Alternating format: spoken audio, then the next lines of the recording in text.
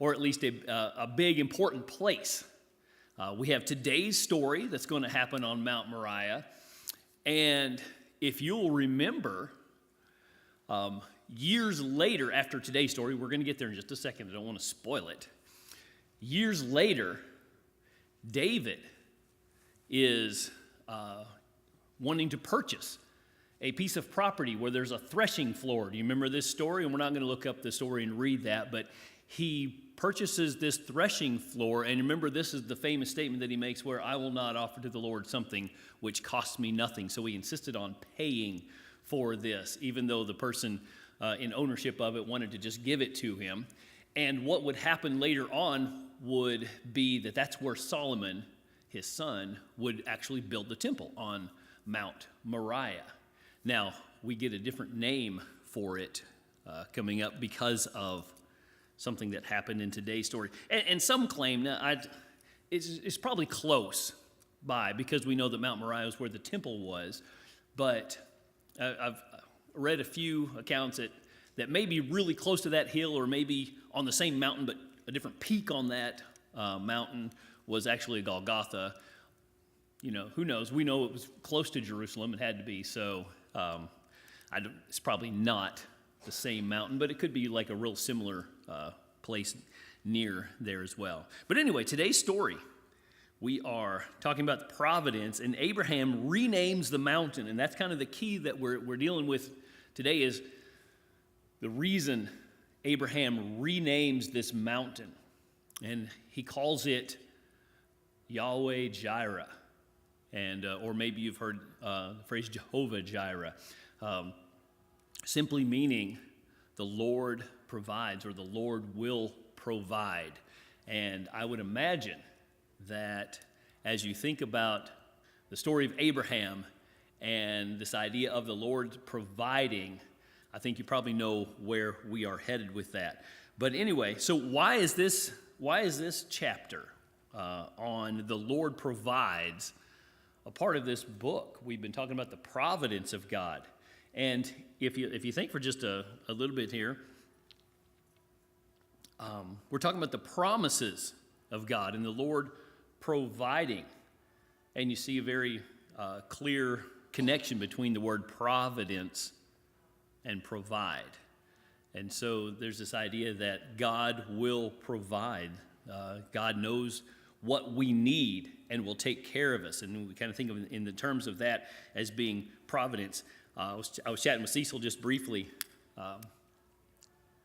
before he left town about this, and he reminded me that we think about providence and the Lord provides, and he kind of brought up this idea of vengeance is mine, says the Lord, and this idea of when we think about what the Lord is going to take care of, we trust in the providence of God that he knows what's best and he's going to take care. He is going to provide the justice, and so we're thinking in these terms of the Lord provides and providence, and we're going to jump into this story. So we're going to begin, let's see here. We're going to begin actually in chapter 12. So we're going to take a look of Genesis, Genesis chapter 12. If you want to flip over there, that'd be great. We're going to read a few passages this morning throughout the lesson here. But when we think about the Lord provides and providence and believing the promises of God and trusting in him and having faith that his promises will be kept, we're going to start in chapter 12 of Genesis. And I'm going to read just the first two verses there. The Lord said to Abram, "Leave your country, your people, and your father's household, and go to the land I will show you." And it says in verse 2, "I will make you into a great nation, and will bless you, and will make your name great, and you will be a blessing."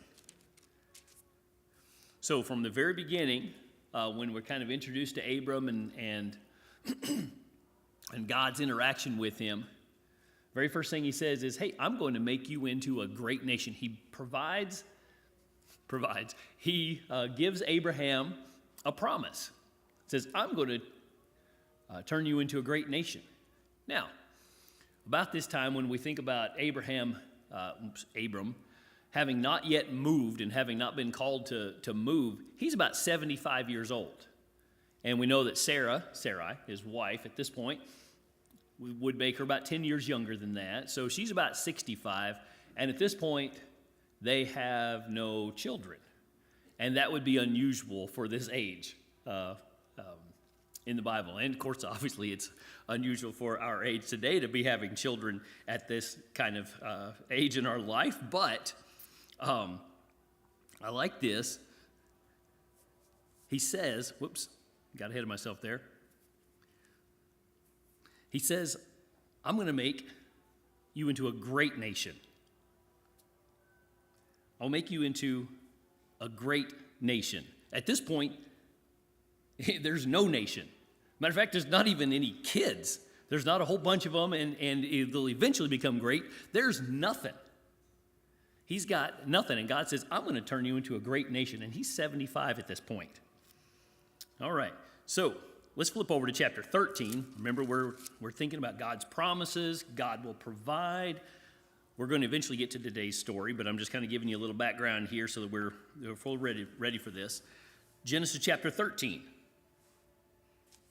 And I'm going to jump down to verse 16 if you want to follow along there. It's near the end of that chapter.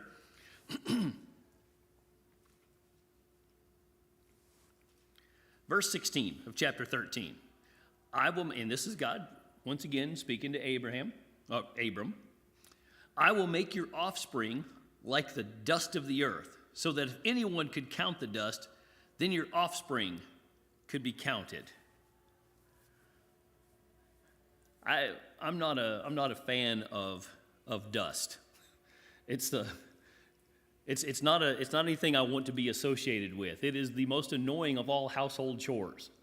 Am I right? Dusting. You clean the bathroom and it stays clean. You could go on vacation and you come back and your bathroom is still clean because nobody's been there. You could vacuum and you can sweep the floors. But if you dust and then go on vacation, you come back and you have to dust again. It's the most annoying of all household chores. Trust me, if you haven't done it, sorry, I got off on a soapbox there. I hate dusting. And God says, when people think of you, they're going to think of annoying things. No, that's obviously not what he's talking about. He's just talking about the sheer number, right? He's talking about it's the dust of the earth. You think about maybe the sands of the seashore or the stars in the sky. These are some of the things that he has mentioned when he talks to Abraham about, I promise you, you're going to have a lot of kids in your lineage. I still hate dusting. But God made other promises to Abraham. You remember? It wasn't just that you were going to be a great nation. It wasn't going to just be that you were going to have a large offspring behind you. Remember, he said, I'm going to bless you with a land to call your own. And then also, through your seed, the whole world would be blessed.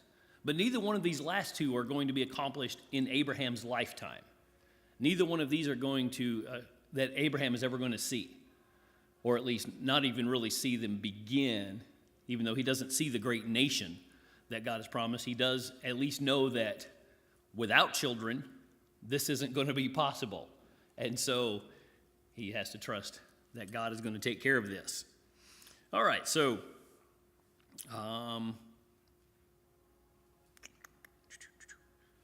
that's the promise that God has given him. And remember, he's 75 already. So he got to thinking. I'm 75. My wife is 65. We ain't got no kids. What's your plan, God? Well, jump over a couple more chapters. Let's look at chapter 15.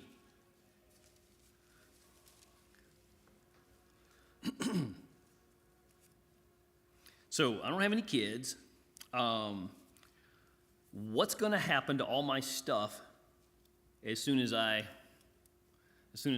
buy the farm? As soon as I die, what's going to happen to all my stuff? Well, we find out, and I found this interesting because I had never really looked into this before.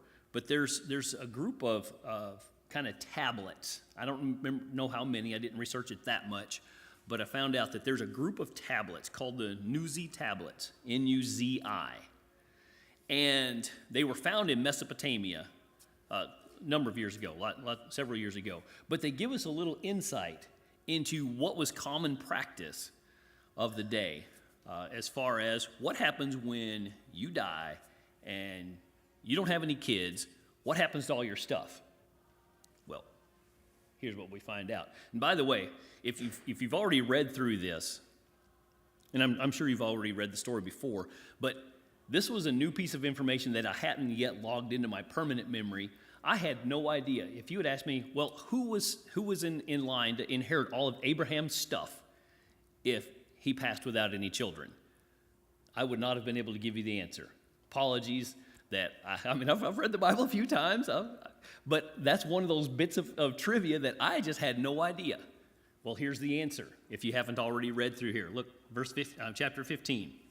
After this, the word of the Lord came to Abram in a vision. Do not be afraid, Abram. I'm your shield, your very great reward.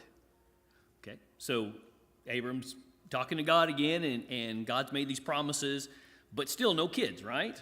So Abram said, O sovereign Lord, what can you give me since I remain childless? And the one who will inherit my estate is Eliezer of Damascus. And Abram said, you have given me no children, so a servant in my household will be my heir. Well, there you go. Who was set to inherit everything from Abram if he and Sarah passed? Eliezer, probably his head servant, his chief steward, if you will, was set to inherit all of this. And so Abram starts to question, I still don't have any kids, God. At this point, is this going to be the direction that this great blessing of a great nation is going to come through? He's going to inherit all this. But that doesn't seem quite right, does it? Then the word of the Lord came to him, this man will not be your heir, but a son coming from your own body will be your heir. Okay, well, good. So it's not going to be my steward. It's not going to be one of my servants. It's going to be one of my own children. Let's see now, how many children do I have? Oh, I don't have any yet. And my wife can't have any children. And so we're faced with another problem here. God says we're going to have kids. Well, I think at this point he's thinking at least I'm going to have some kids. I don't know about my wife, because they come up with a different plan, remember? Let's figure this out. So, chapter 16. Here we go. We're all kind of getting this set up to look into this promise and providence of God. Chapter 16. Now, Sarai, Abram's wife, had borne him no children, okay? But God had promised that he's going to have some kind of offspring. His inheritance is not going to the servant, Eliezer. So, she had an Egyptian maidservant named Hagar. So she said to Abram, the Lord's kept me from having children, so go sleep with my maidservant. Perhaps I can build a family through her. And Abraham was on board with that plan. All right, my wife's not having any kids. God's promised me I'm going to have a son or an heir. Well, maybe this is what he wants. And again, we find out really quickly this was not God's plan. And, nothing but trouble really came from that decision. You can read the story and throughout history, and there's a lot of trouble that comes from this decision that Abram and Sarah make. Okay, so, well, we tried the steward, not my son. Maybe he's going to be the one that this promise is kept. Nope. Well, how about through not my wife, but at least have a son? And that was not the plan. So let's see what was the plan. So we're going to flip over to chapter 17. Chapter 17.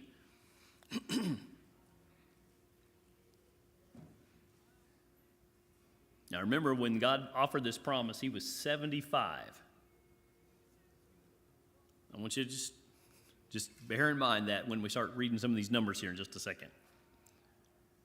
When Abram was 99 years old, wow, it's been a long time waiting. When Abram was 99 years old, the Lord appeared to him and said, I'm God Almighty. Walk before me and be blameless. I will confirm my covenant between you and me and will greatly increase your numbers. Once again, he was 75. God makes his promise. At least 24 years later, nothing's happened. But God comes to him again and says, I'm going to confirm this. We're going to have a great nation, and I'm going to make this happen for you. Okay, sure. So God changes his name to Abraham.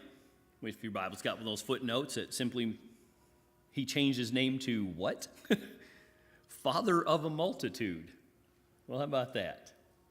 God changes his name to Father of a multitude. Now, bear in mind, no kids yet, but he's going to be the father of a multitude.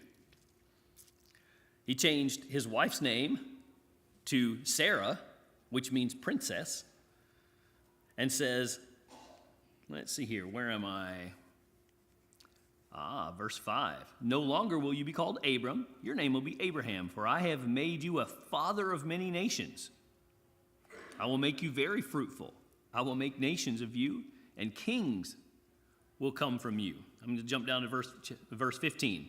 And God also said to Abraham, as for Sarah, your wife, you are no longer to call her Sarai. She'll be called Sarah. I will bless her and will surely give you a son by her. Okay, it's been 24 years since God promised him kids, and he's sticking with it.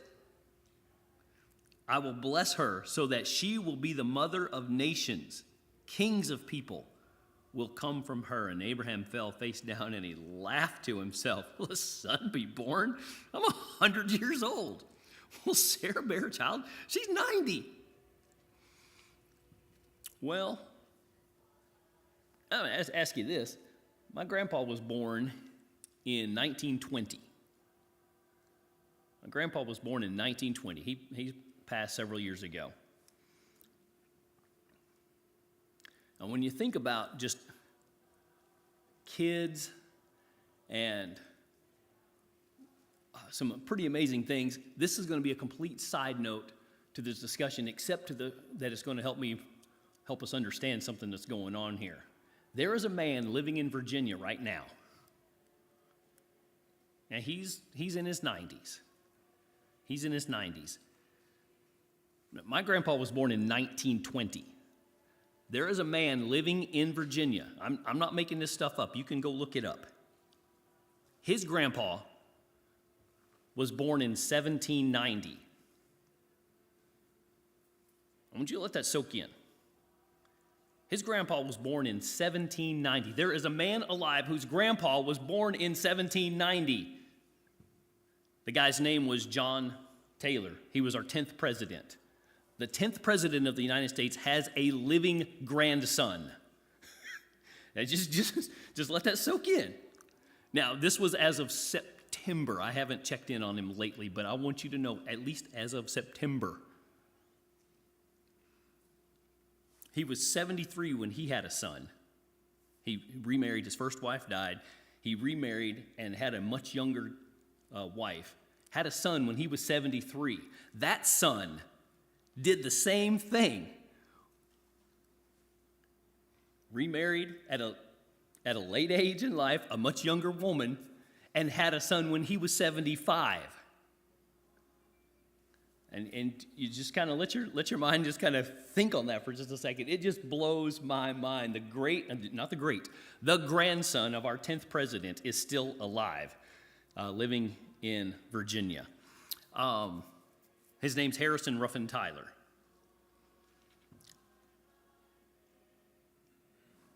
But these guys had children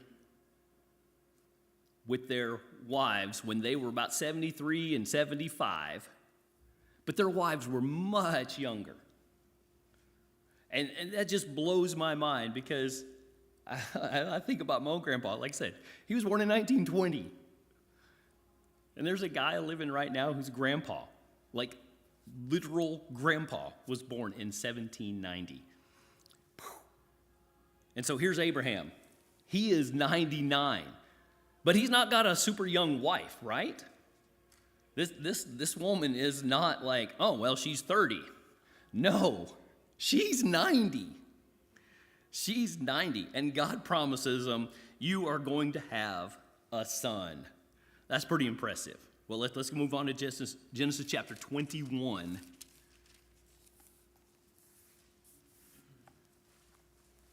Now the Lord was gracious to Sarah. Yeah, that's an understatement. She's 90.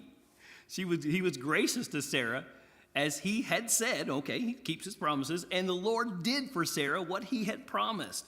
Sarah became pregnant and bore a son to Abraham in his old age, at the very time God had promised him. Remember, he had visited Abraham a year before this and said, by this time next year, you're going to have a kid. Abraham gave the name Isaac to the son Sarah bore him. So, just to be clear, Genesis chapter 21 and verse 12. Jump down to verse 12 there. But God said to him, there was a little problem with Ishmael, the kind of mistake Abraham tried to solve on his own, remember? Verse 12, but God said to Abraham, do not be so distressed about the boy and your maidservant. Listen to whatever Sarah tells you, because it is through Isaac that your offspring will be reckoned. So God makes no bones about it. I'm going to give you kids. You're going to be a great nation. And it takes him 24 years to even start this promise. And Abraham tried his own thing, and it kind of disturbed him and upset him that the way it all went down. And it's an ugly story, but God's working. And he says, don't worry. It's through Sarah. It's through this child that you just now had in your old age that I'm going to fulfill my promises. And so we see once again, God is saying, hey, I made this promise. I'm going to keep this promise. I've provided. I'm going to continue to provide. Hang in there with me. And so Abraham says, okay, deal.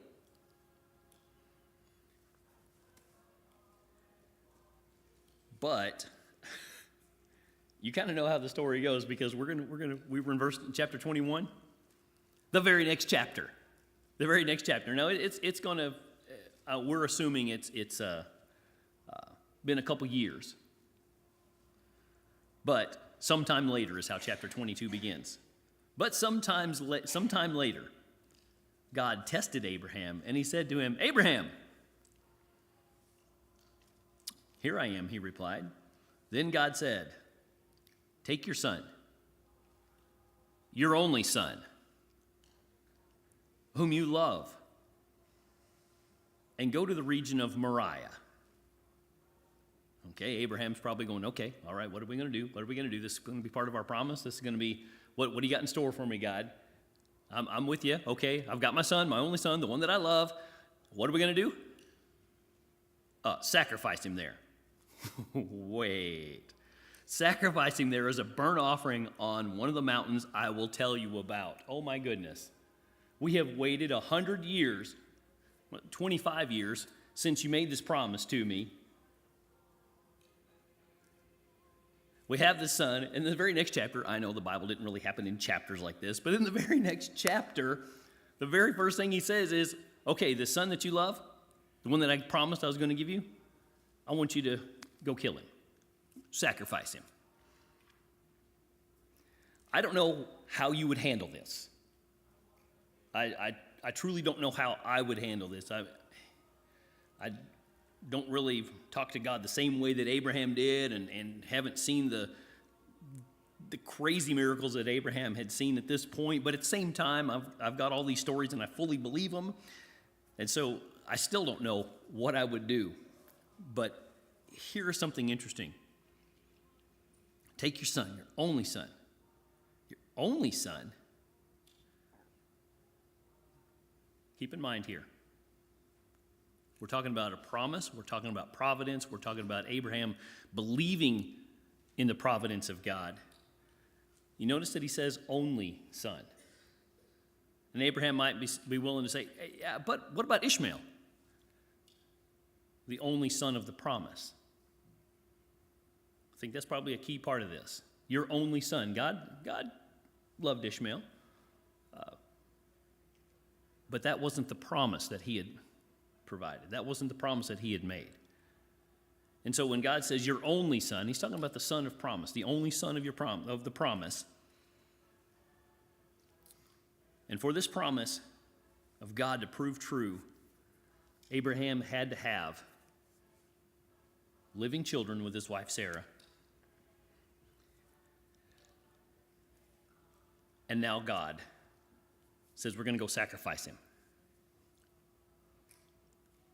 Abraham knew the deal. God promised.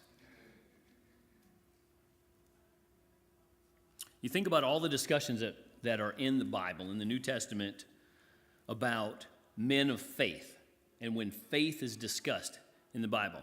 And I'm just going to touch on just a few of them here.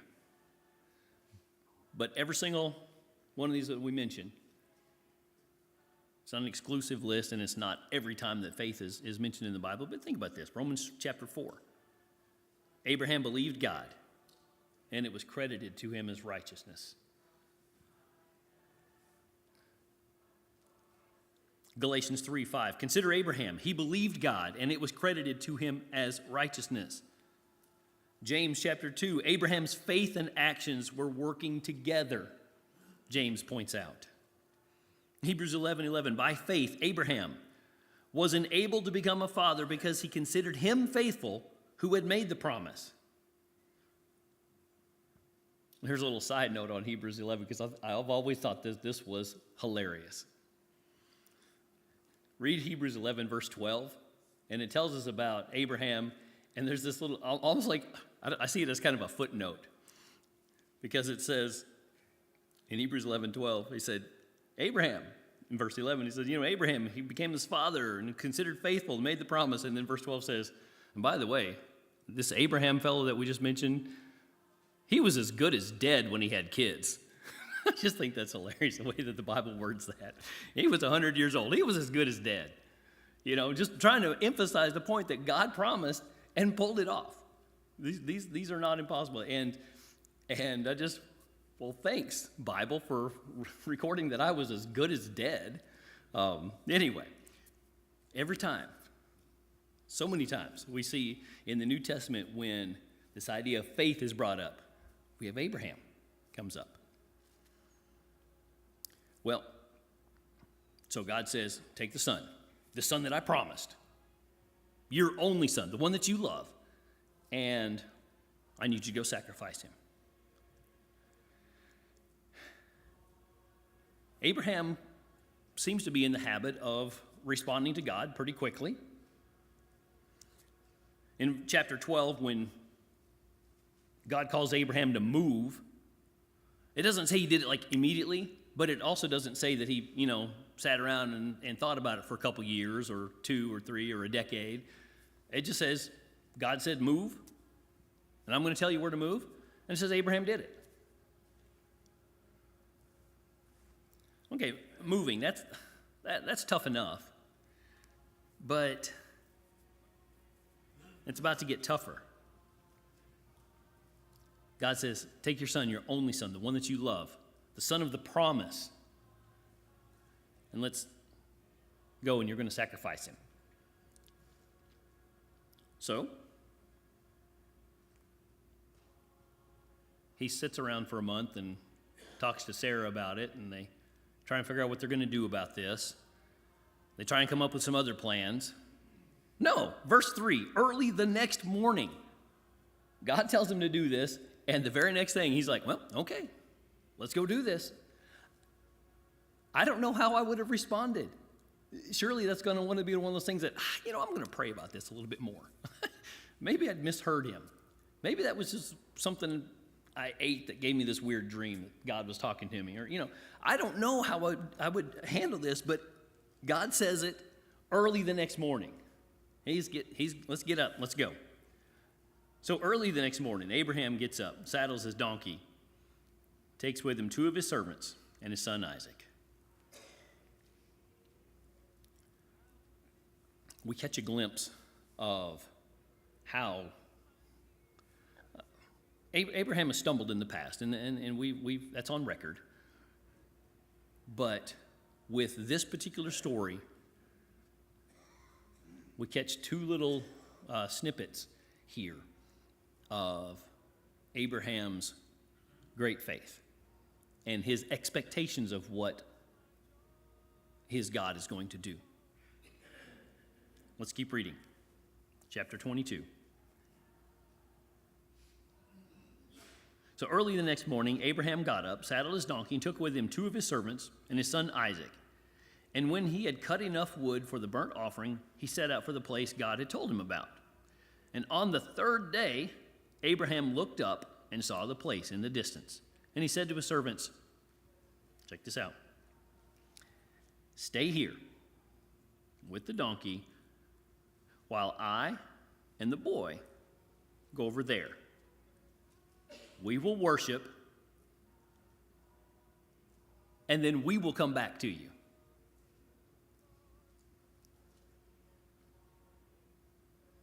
Wait, but you said you were going to, I don't think the servants knew what was going on.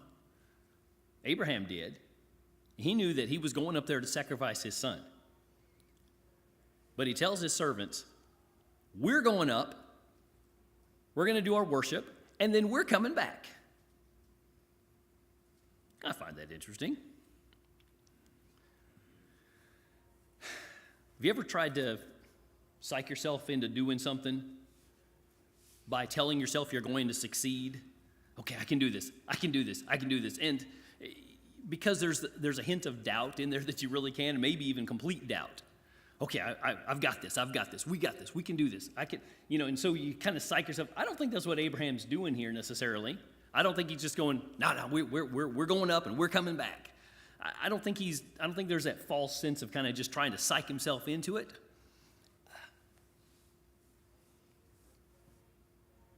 Take what you want. He says, we're going up, we're coming back. So then on the way, Isaac has a question. He's not a dumb kid. So Abraham took the wood, verse 6, and the burnt offering,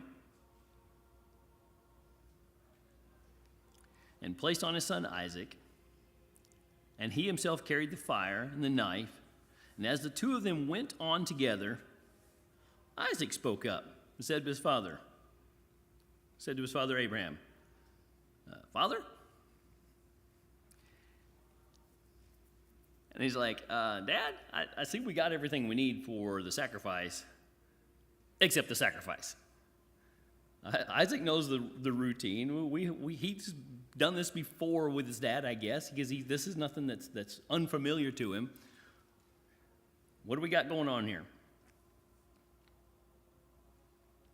And Abraham's response here, I love this. God himself will provide the lamb for the burnt offering, my son. God himself will provide the lamb for the burnt offering, my son. Abraham, go sacrifice your son. The son says, hey, where's the sacrifice?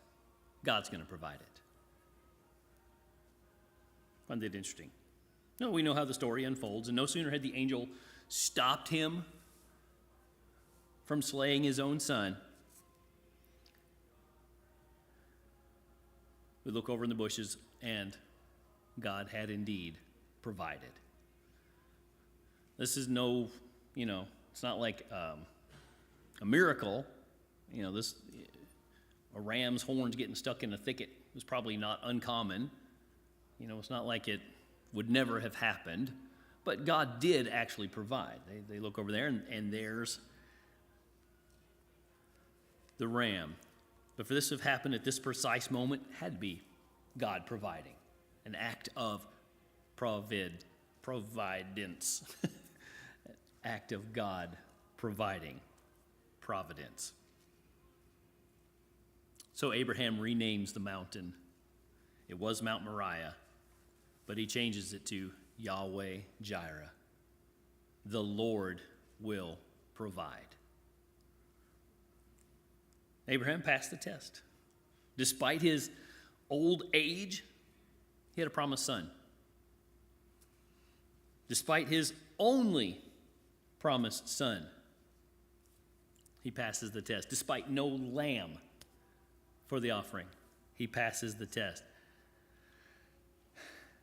Perhaps Abraham thought, I don't know how this is going to go down, but I'm going to go through with it. And God said that this is the son that's going to provide many nations, be a great nation. Perhaps he's going to raise him from the dead. I don't know. But he said, I know that God will provide. I trust in the promises of God. So Abraham is known as the father of the faithful. We see this over and over in the New Testament. So let's we got a couple minutes left here. I want to revisit some of those passages of the New Testament and what it says about it. Romans chapter 4.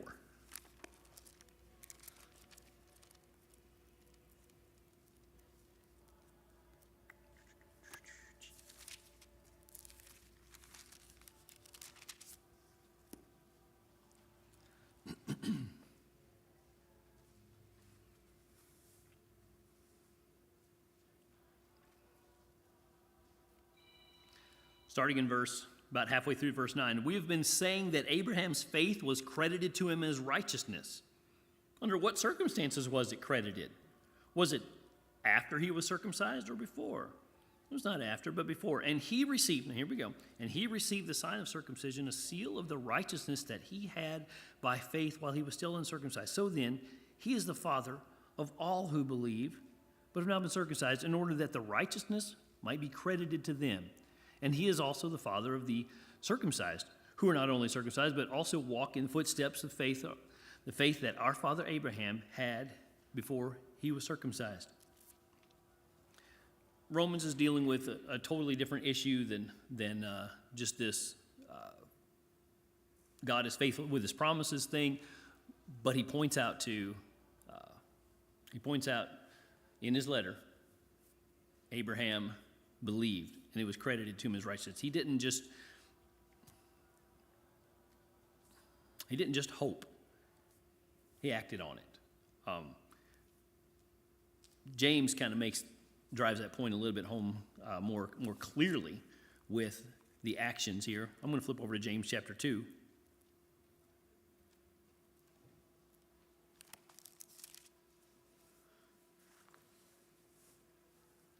Starting in verse 20. James says, "You foolish man, you want evidence that faith without deeds is useless or dead? Was not our ancestor Abraham considered righteous for what he did when he offered his son Isaac on the altar? You see that his faith and his actions were working together, and his faith was made complete by what he did." James wants to demonstrate that Abraham's faith was the kind that was proven through action. He trusted in God, and I'm going to back up my belief by what I'm doing. He trusted God's promise to the point of acting on it. It wasn't just, oh yeah, I believe in God. I'm going to show you how much I believe in God. I'm going to act on that faith. I'm going to act on that trust in the promises of God. And James says we can't have one without the other. It's one thing to say, sure, I believe. James is saying, let's take a look at Abraham. I mean, you want to talk about someone who acted on that trust, acted on that belief. And we see, leading up to the entire story, he trusts in the promises of God. But once again, it's James says, it's awesome to say you trust in God. Abraham proved his trust in the providence of God by acting on it. He put, well, what would we say? He put his money where his mouth is. He acted on it. I can say it all day long that I trust God. Abraham said, I'm going to do something.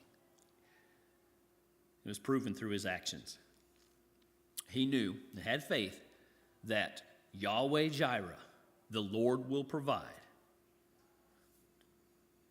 And as we started this, and there's the bell, and I've just run out. Provide, as we covered in chapter 1 of this book, and we started this lesson with, provide was at the very root of the word providence. Trust God to provide. Let's close out with a prayer. Thank you, God, for your word. We are encouraged by it. We enjoy opening it up and finding ways to increase our faith. And we want to have that kind of faith that Abraham had, to where there's no doubt you're going to take care of things. And then we act on that. We love you, and we pray your blessings on the rest of this day. In the name of Christ, amen. Thank you.